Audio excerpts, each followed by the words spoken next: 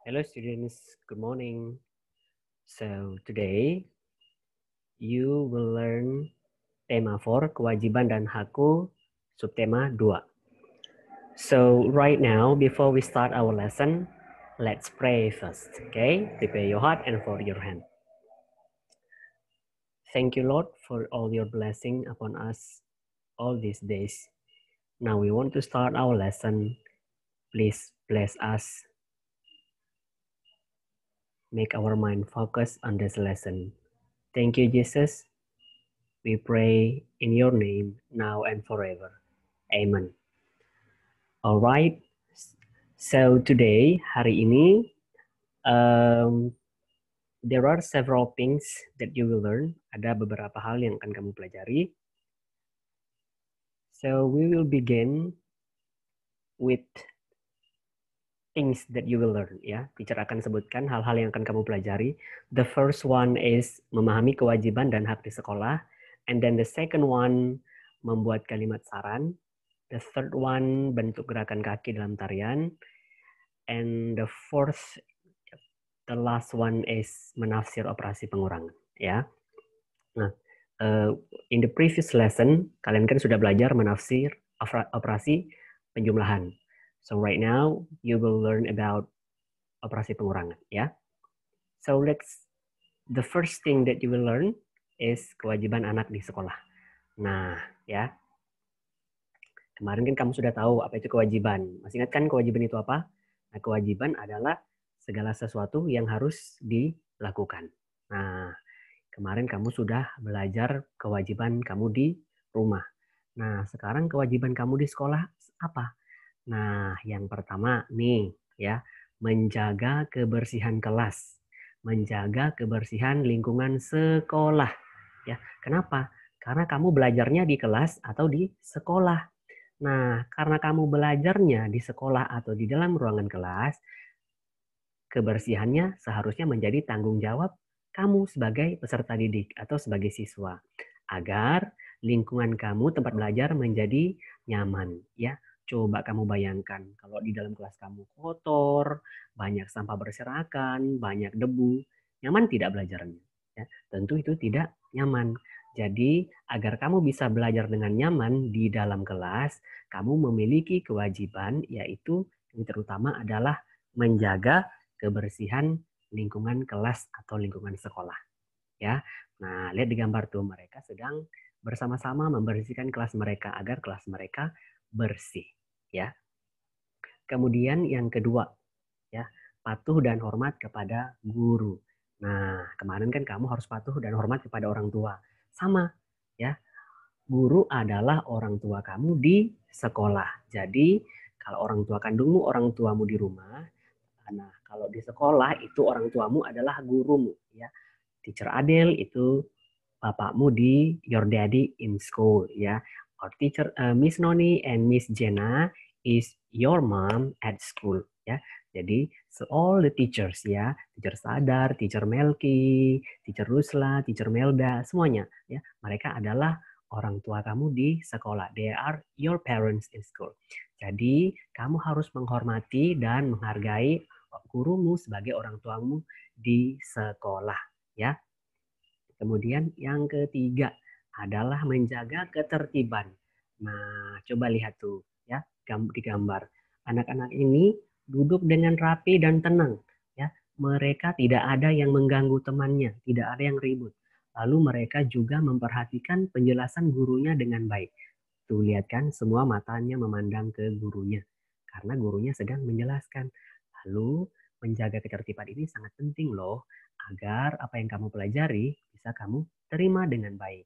Sehingga ilmu kalian semakin bertambah ya. Dan juga ketika menjaga ketertiban di dalam kelas ya, kamu tidak mengganggu temanmu yang lain ya.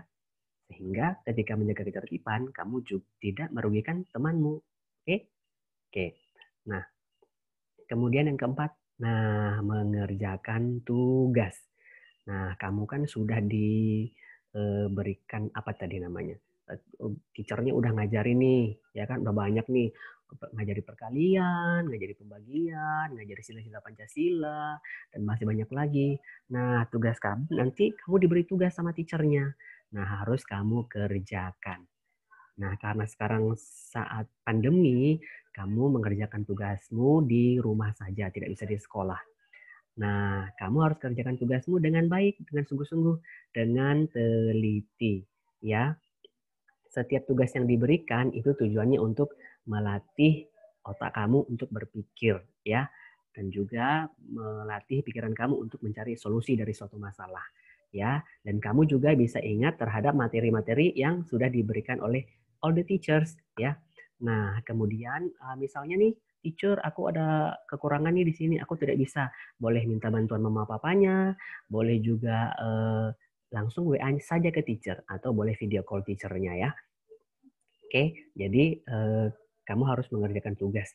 Kalau dikumpul terlambat, teacher nggak apa-apa. Oh, tidak apa-apa. Ini kan lagi daring ya, dalam pembelajaran dalam jaringan atau melalui jaringan. Jadi kalau ada kendala jaringan, kamu tidak apa-apa mengirimnya terlambat. Oke, tetap semangat ya mengerjakan tugas. Nah, kemudian kamu kan sudah melaksanakan kewajibanmu sebagai siswa nih, sebagai anak di sekolah. Nah, sekarang kamu akan mendapatkan hakmu sebagai anak di sekolah. Apa saja sih contoh hak-hakmu sebagai peserta didik atau anak di sekolah? Nah, yang pertama adalah mendapatkan pengajaran dari guru. Nah, kamu datang ke sekolah ya, tujuan utamanya adalah belajar. Belajar itu untuk mendapatkan ilmu. Nah, ilmu itu salah satunya diberikan oleh guru. Ya, ilmu itu misalnya kamu diajarkan 3 kali 4 sama dengan 12. Bagaimana cara menghitung perkaliannya? Begini, begini, begini. 10 bagi 2 sama dengan 5. Bagaimana cara menghitung pembagian 10 dibagi 2? Nah, kamu kan diajarikan sama teachermu. Nah, itu hakmu. Hak untuk mendapatkan pengajaran atau ilmu dari guru. Ya, karena guru adalah salah satu sumber ilmu. Ya, memberikan ilmu kepada kalian yang bermanfaat. Oke. Kemudian yang kedua adalah mendapatkan perhatian dari guru.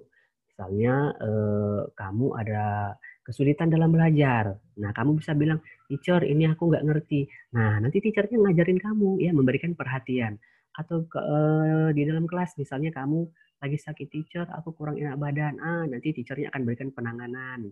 Ya, diberi minum air hangat atau mungkin telepon your daddy and your mommy to pick you up gitu. Ya.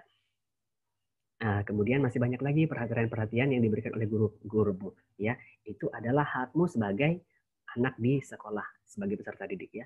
Kemudian yang ketiga, mendapatkan nilai.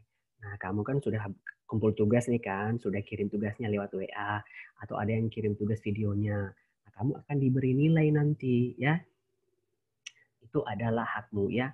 Lalu biasanya kalau salah nih, kamu biasanya diminta untuk melakukan perbaikan. Jadi nilaimu yang kurang tadi, kalau di bawah standar, kamu akan diberikan perbaikan nilai juga. Ya, jadi kamu harus kerjakan dulu tugasmu, baru teachernya kasih nilai. Oke, semangat ya mengerjakan tugasnya, biar dapat nilai yang bagus juga. Oke, kalau nilainya kurang bagus, tidak apa-apa, nanti bisa diperbaiki lagi. Oke, kalau belajar seperti itu, tidak boleh patah semangat, tidak boleh berkecil hati. Ya, kalau nilainya kurang bagus, tidak apa-apa. Ya, namanya orang belajar itu dari bawah dulu. Nilainya kurang bagus, nanti naik, makin bagus, makin bagus. Oke? Nah, itu hak yang ketiga. Nah, hak selanjutnya. Nah, kamu kan sudah belajar nih, ya kan? Nah, kalau masih sekolah, biasanya kamu punya hak untuk istirahat, ya kan? Istirahat ini untuk manfaatnya adalah untuk menenangkan pikiran, ya. Kalau kamu terus berpikir keras dari pagi sampai malam, ya, otak kamu nanti kerjanya terlalu berat, ya. Akhirnya bisa membuat kamu kelelahan atau bisa pingsan, ya. Nah, biasanya kamu diberikan waktu untuk beristirahat. Begitu juga di rumah ya. Karena sekarang prosesnya daring, ya, jangan terlalu dipaksa. Kalau sudah kelelahan, kamu boleh istirahat. Oke? Itu hak kamu sebagai peserta didik, ya. Nah, kemudian juga hak untuk memberikan pendapat, ya. Nah, misalnya gurunya bertanya, siapa yang tahu 5 kali 6? Nah, kamu angkat tangan kan, saya teacher, saya teacher. Nah, teachernya kasih kesempatan nanti, ya silahkan Ciko, berapa 5 kali 6? 30 teacher, benar, yeay. Kemudian siapa yang tahu 10 kali 5? Kata si Michael, aku teacher. Oke Michael, silahkan jawab Michael. Berapa 10 kali 5? 50 teacher. Benar, tepuk tangan. Nah, seperti itu. Kamu berhak untuk memberikan pendapat atau memberikan jawaban atau memberikan tanggapan. Ya, misalnya teacher tanya, siapa yang suka bermain bola kaki? Saya teacher, saya teacher. Nah, ya, teachernya akan tunjuk, ayo siapa yang mau bercerita? Saya teacher, saya teacher. Nanti teachernya akan menyuruh, ayo Nathan bercerita tentang pengalamanmu bermain bola kaki bersama temanmu. Ya, contoh ya.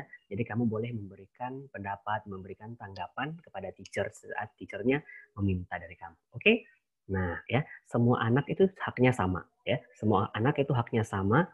Di sekolah tidak ada anak yang dispesialkan, tidak anak yang oh ini anaknya rajin, ini anaknya kurang rajin, spesial tidak. Semuanya haknya sama, diberi perhatian yang sama, ya, diberi perhatian yang adil. Oke, itu hak kamu sebagai peserta didik di sekolah. Nah, kemarin kan sudah memberikan kalimat saran, ya kan? Pertemuan sebelumnya kamu sudah memberikan kalimat saran, lalu kemarin juga Miss Noni sudah mengajarkan bentuk-bentuk kalimat penyelesaian masalah. Nah, sekarang teacher perdalam lagi nih. Sekarang perhatikan coba gambarnya. Nah, ini ada gambar sekolah di belakangnya, ya kan? Ada gambar sekolah. Kemudian ini ada gambar pohon di depan sekolah. Wah, di banyak pohon ini banyak daun berserakan. Sehingga membuat halaman sekolah menjadi kotor. Masalah tidak kalau halaman sekolahnya kotor? Masalah kan? Nah, jadi bagaimana cara menyelesaikan masalah tersebut? Caranya gampang. Memungut dedaunan yang berserakan dan daun-daun tersebut dibuang ke tempat sampah atau dikumpulkan di dalam kantung plastik sampah. Ya, nah jadi begini cara menyelesaikan masalahnya, ya kan? Nah, nggak mungkin dibiarkan dedaunannya, nanti sampahnya membusuk, bisa menjadi sumber penyakit. Jadi penyelesaiannya tadi memungut dedaunan yang berserakan dan dibuang ke tempat sampah atau dikumpulkan dan dimasukkan ke dalam tempat sampah, ya. Kemudian lihat masalah yang kedua. Nah, coba lihat nih, ada namanya si Doni. Si Doni tidak mau belajar, dia tidak mau mengerjakan tugasnya. Masalah ya? Masalah tidak? Masalah, kenapa? Nanti dia lupa lagi teachernya ngajarin apa. Nanti dia nggak ingat 1 kali 3 sama dengan berapa. Nanti sampai dewasa dia nggak ngerti perkalian sama pembagian. Waduh, gimana dong? Nah, jadi susah nanti belajarnya nanti ke depan. Jadi, ya, menurut kamu bagaimana saran kamu? Bagaimana cara menyelesaikan masalah ini ya? Nah, kalau dia tidak mau mengerjakan tugas, jadi penyelesaiannya dia harus mengerjakan tugas dengan sungguh-sungguh ya, agar mendapatkan nilai dari teachernya ya, agar mendapatkan nilai, agar diberi apresiasi, agar diberi motivasi. Ah, semangat ya belajarnya nak, terima kasih ya sudah mengirimkan tugas ya kan. Teachernya bilang thank you Ciko, thank you Nathan, thank you Eleora, thank you Irene ya kan. Itu apresiasi teachernya kepada kamu kalau kamu mengerjakan tugas. Nah, kalau kamu tidak mengerjakan tugas bagaimana? Masalah kan? Tugas kamu tertunda, terus kamu ketinggalan deh dari teman yang lain, ya kan? Terus kamu nggak dapet ilmu deh dari teachernya. Sayang sekali kan? Nah, biar kamu dapat nilai, kamu harus mengerjakan tugas kamu dengan sungguh-sungguh. Harus lebih rajin, harus semangat ya. Oke? Nah, yang ketiga. Nah, ini ada gambar satu ruang tamu. Menurut kamu masalahnya di sini apa ya? Iya benar. Masalahnya adalah ruang tamunya banyak barang-barang yang berserakan. Ada kertas, ada buku-buku, ada apalagi banyak-banyak benda-benda yang lain. Nah, terus bagaimana dong cara menyelesaikan masalah ini ya? Sarannya bagaimana ya? Nah, mereka harus merapikan ruang tamu agar ruangannya tampak indah dan nyaman. Ya, agar tampak indah dan nyaman. Pasti dong kamu tidak mau duduk tinggal di tempat yang berserakan, tidak nyaman kan? Nah, biar indah dan nyaman itu harus segera dirapikan, ya. Oke. Nah, kita masuk ke dalam tari ya. Nah, sekarang perhatikan gambar berikut. Apa yang sedang mereka lakukan ya? Mereka sedang menari. Nah, tapi ini tarinya tari tradisional. Kamu tahu nggak nama tarinya apa? Nah, ini dia. Nama tarinya adalah Tari Zapin. Tari Zapin ini berasal dari Kepulauan Riau. Nah, kita tinggal di Provinsi Kepulauan Riau, Kota Batam. Kota Batam itu termasuk Provinsi Kepulauan Riau. Nah, di Provinsi Kepulauan Riau, salah satu tari yang terkenal adalah tari Zapin. Ya, teacher, apa sih tari itu? Nah, tari adalah karya seni pertunjukan dalam bentuk gerakan tubuh yang indah. Nah, kenapa dibilang pertunjukan? Karena kamu bisa melihat. Nah, karena ada penampilannya, itu pertunjukan dalam bentuk gerakan tubuh yang indah, ya kan? Nah, kalau tari kan biasanya ada gerakan tubuh ya. Nah, aneh kan kalau misalnya tarian itu tidak ada gerakan tubuh, diam aja. Itu namanya pingsan atau tidur. Nah, tidur atau pingsan bukan tarian, ya kan? Nah, kemudian gerakannya harus asal-asal ya, teacher. Nggak bisa. Harus gerakan tubuh yang indah, ya, agar tampak indah dipandang mata ya. Jadi orang menyukainya, ya. Itu namanya tari, ya, karya seni pertunjukan dalam bentuk gerakan tubuh yang indah. Nah, unsur utama dalam tari adalah gerak, ya. Karena tari adalah gerakan tubuh, jadi seperti teacher bilang tadi, kalau dia tidak bergerak namanya bukan tari.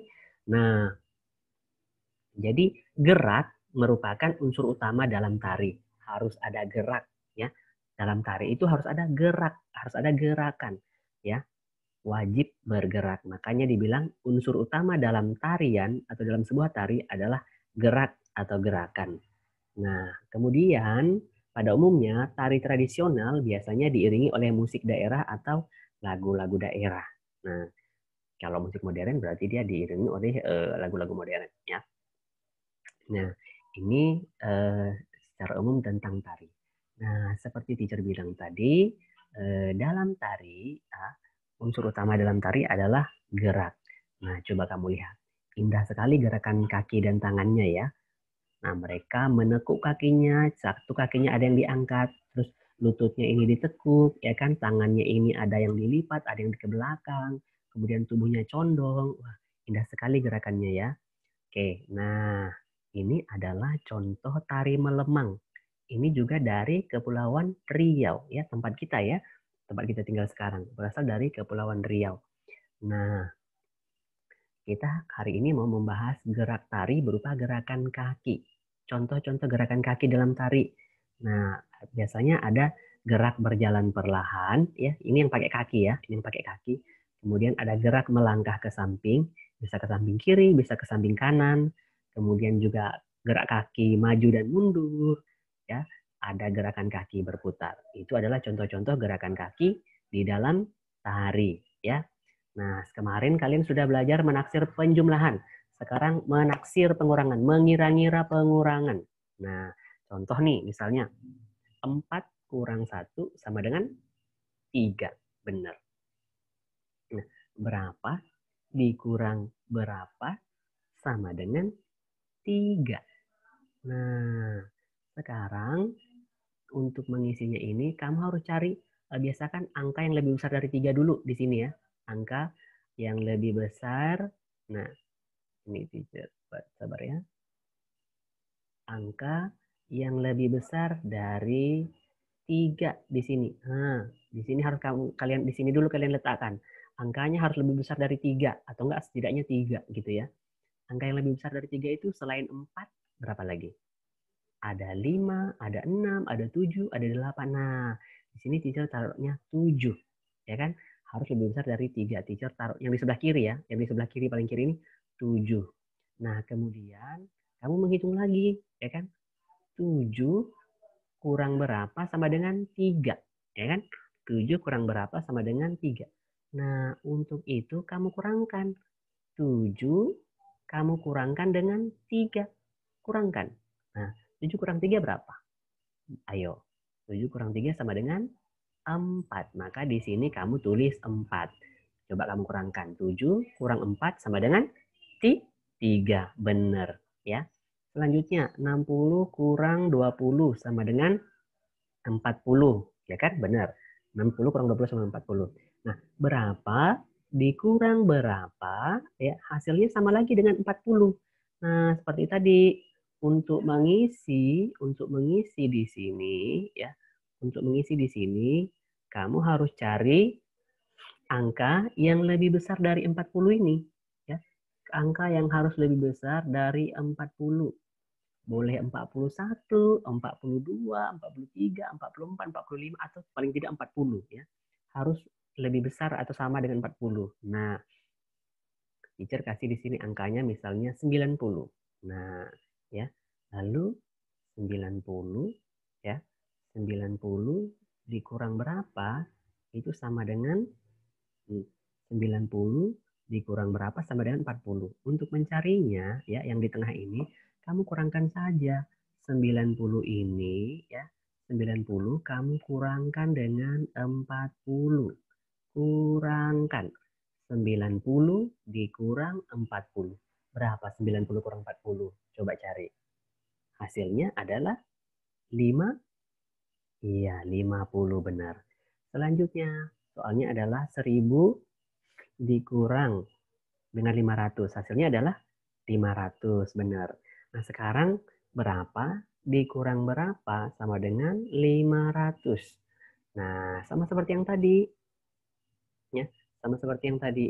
Untuk menghitungnya, ya, untuk mengira-ngira angka di sini, ya, angka di sini itu harus lebih besar dari 500. Bisa 501 atau paling tidak 500 ya. Paling tidak di sini 500 ya. Paling tidak di sini kamu harus tulis 500. Atau lebih besar 501, 502, 503 atau 600 atau 700 atau 800 atau 900 atau 1000. Boleh di sini kamu taruh 1000, 2000, 3000, 600, 700 boleh. Nah, sekarang teacher taruhnya 600 saja. 600 dikurang berapa ya? Dikurang berapa di sini biar hasilnya 500. Nah, sama seperti yang tadi ya. Cara mencarinya adalah kamu kurangkan 600 ya. 600 dikurangi dengan 500 ini. Nah, kamu kurangkan deh. 600 kurang 500. Berapa? 600 kurang 500. Hasilnya adalah 100. Benar? Benar ya. Kemudian selanjutnya, pengurangan selanjutnya. 700 dikurang 400 sama dengan 300. Ya kan? Nah, berapa dikurang berapa sama dengan 300? Yang hasilnya sama dengan 300. Nah, untuk mencari tadi, ya, untuk mencari angka yang di sini, sama seperti teacher bilang tadi, carilah angka yang lebih besar ya, yang lebih besar dari 300. Boleh 350, boleh 400, 450, boleh 500, atau tidaknya di sini 300 ya. 300 juga di sini boleh ya. Nah, misalnya teacher bikin di sini 800. 800 dikurang berapa? Hasilnya 300. Nah, teacher jadi gimana lagi mencari angka di sini tadi? Sama seperti yang tadi ya. Nah, yang harus kamu lakukan adalah kamu kurangkan nak, angka 800 ini ya.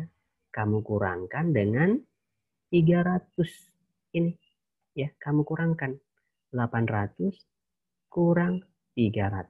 Berapa 800 kurang 300? Hasilnya adalah 500 ya kan? Nah, tadi kita sudah belajar tentang hak dan kewajiban di sekolah, kemudian gerakan tari, ya menggunakan kaki, kemudian contoh-contoh gerakan tari dalam kaki, menggunakan kaki ya, kemudian juga menaksir operasi pengurangan ya. Nah, tugas kamu di rumah adalah mengerjakan buku paket halaman 59, membuat 2 kalimat saran menjaga keindahan sekolah. Kemudian pakai tema halaman 63 nomor 1 dan 2, pakai tema halaman 4 nomor halaman 81 nomor 1. Nah, yang wajib kamu ingat adalah ya, yang wajib kamu ingat adalah nih, teacher kasih ya. Teacher lupa bikin, kerjakan di buku tulis. Ya. Jangan ya, jangan mencoret, jangan menulis di buku paket tema ya, karena buku paket tema tidak boleh dicoret-coret ya, jangan dicoret, jangan ditipek, itu tidak boleh ya. buku paket tema 3, tema 1, mau itu tema 1, tema 2, tema 3, tema 4 itu tidak boleh dicoret-coret ya. Jadi kalau ada tugas, kamu langsung mengerjakan di buku tulis. Teacher, nanti aku lupa, gimana dong? Kan ada buku penghubung, ya kan? Kamu tulis dulu apa yang mau kamu kerjakan di buku penghubung, biar tahu. Atau tidak, setelah nonton video, boleh langsung dikerjakan. Ya. Nah, itu saran dari teacher bahwa buku paket itu tidak boleh dicoret-coret. Karena itu mau dipakai lagi untuk adik-adikmu yang kelas 2 yang mau naik ke kelas 3. Nah, buku paket itu harus kamu kembalikan dalam keadaan utuh, tidak robek, dan tidak coret-coret ketika nanti mau masuk ke semester 2 atau nanti ketika mau naik ke kelas 3. Ya, baik. Nah, itu saja pembelajaran hari ini. Semoga bermanfaat and God bless.